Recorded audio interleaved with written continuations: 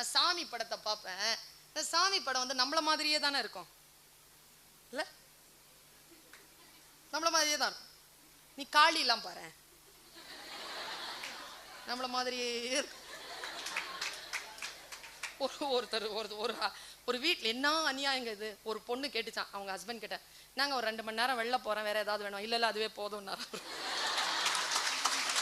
நன்றி கெட்ட ஊருங்க அது, நன்றி கெட்ட வீடு, நன்றி கெட்ட ஊரு, ஒன்றும் செய்ய முடியாது.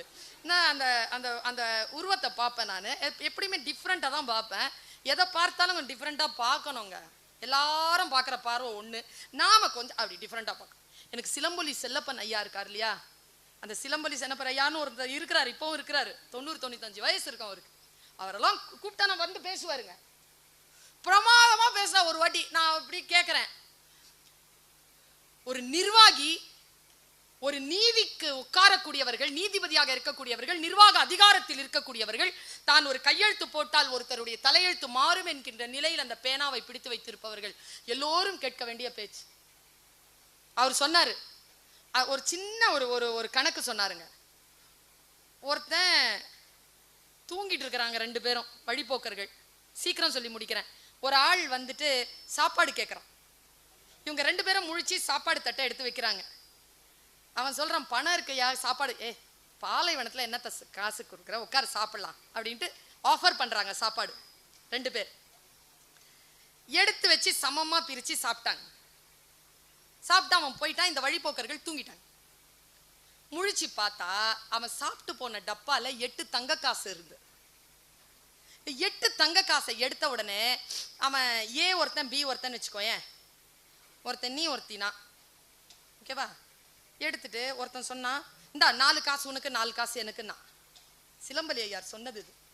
4 காசு உனக்கு 4 காசு எனக்குன்னா. நான் இப்போ சொல்றது நீ டேபிள்ல உட்காரும் பொழுது உனக்கு ஞாபகத்துக்கு வரலாம்.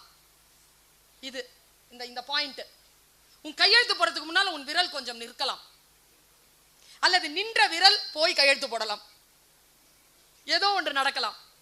பாரு, 8 இல்ல நீ எவ்வளவு ரொட்டி கொண்டு வந்தான்னு கேட்டான் ஒருத்தன். காசுக்கு தான் விக்கலையேடா. காசு வர வரைக்கும் காசுக்கு விக்கல, காசு வந்துச்சுன்னா காசுக்கு தான். 5 ரொட்டி கொண்டு வந்தான். யார் 5 ரொட்டி கொண்டு வந்தது? நீ 5 ரொட்டி கொண்டு வந்த. நீ நான் 3 ரொட்டி. இந்த அப்போ உனக்கு 3 எனக்கு 5. நீ சொல்லு, அதிகாரத்தில் உட்கார்ந்துருக்க, 4 4 சரியா 5 3 சரியா?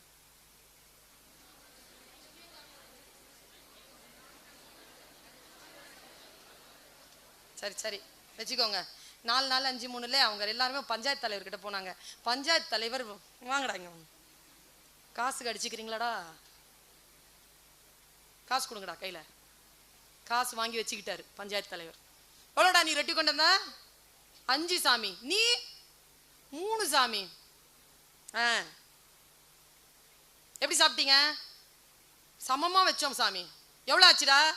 சமமா இருந்துச்சு சாமி, எல்லாரும் ஒரு சமமா சாப்பிட்டோம் சாமி. அப்படியா, சரி போயிட்டு வெளில போயிட்டு கொஞ்சம் சுத்திட்டு வா அப்படின்னு சுத்திட்டு வராங்க.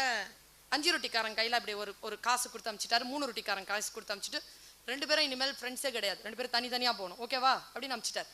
5 ரொட்டிக்காரன் கையில பார்த்தா 7 காசு, 3 ரொட்டிக்காரன் கையில பார்த்தா 1 ரூபா. அந்த 3 ரொட்டிக்காரன் சொல்றான், இவனாவது எனக்கு 3 காசு தரேன்னா, நீ என்னடா 1 ரூபா தரேன் உள்ள ஓடி வரான். ஆமாம்ல, நல்ல வேளை நான் 5 எடுத்திருப்பேன், எனக்கு 7 கிடைச்சிருக்குன்னு வெளில வந்தா. இதாங்க கணக்கு. நிர்வாகம் என்பது, நியாயம் என்பது வேறு, நீதி என்பது வேறுங்க. இது நீதி கணக்கு. நீயும் நானும் பேசிக்கிட்டது 4 4 5 3 எல்லாம் வந்து நியாய கணக்கு. நீயும் நானும் பேசிக்கிட்டா அப்படிதான் தெரியும். ஆனா நிர்வாகத்தில் உட்கார்ந்து இருக்கக்கூடியவர்கள், அதிகாரத்தில் உட்கார்ந்து இருக்கின்றவர்கள் பார்வை வித்தியாசமா இருக்க வேணுங்கிறதுக்கு சிலம்பொலியார் சொன்ன கதை இது. ஒரு அராபிய கதை. என்ன தெரியுமா? எவ்வளோடா முந்து? இப்ப நிமிந்து உட்காருங்க. எவ்வளோ ரொட்டி? அவன் 2 சேர்த்தா வெரி குட். ஒருத்தர் எத்தனை துண்டு சாப்பிட்டாங்க?